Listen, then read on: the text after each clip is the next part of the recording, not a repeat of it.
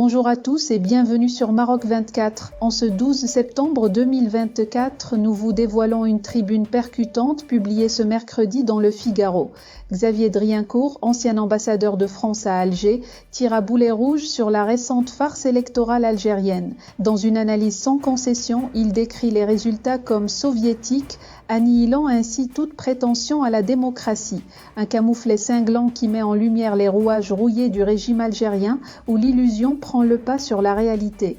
Restez avec nous pour les détails révélés par le 360.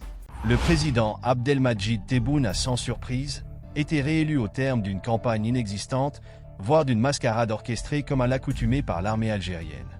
Driencourt décrit dans une récente tribune cette mécanique bien huilée qui régit la politique algérienne depuis la prise de pouvoir de Houari Boumedienne en 1965. Une armée omnipotente choisit le candidat et le système met en scène un semblant de démocratie factice pour donner le change à la communauté internationale.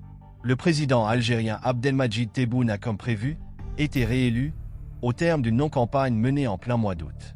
Il a en effet rempli les deux conditions nécessaires à tout candidat algérien à la présidence de la République. D'abord, être choisi et soutenu par l'armée, comme cela a toujours été le cas depuis 1965, date de la prise de pouvoir de Houari Boumedienne. La deuxième condition est de créer un léger parfum de démocratie, explique avec brio l'auteur de l'énigme algérienne, chronique d'une ambassade à Alger, paru en 2022 aux éditions de l'Observatoire. Ainsi, la dernière élection n'a permis l'apparition que de deux faux candidats, un islamiste et un socialiste kabyle, jouant tout simplement le rôle de faire-valoir de lièvre dans cette farce électorale. Ce jeu de dupes n'a pour objectif que de donner un semblant de légitimité à la réélection de Tebboune. En effet, seuls deux candidats ont été autorisés, un islamiste et un socialiste kabyle, ce dernier prêt à jouer le jeu pour amener, espérait-on, les Kabyles à se rendre dans les bureaux de vote, fait savoir l'ancien diplomate. La pantalonnade atteint son paroxysme avec les résultats officiels du scrutin.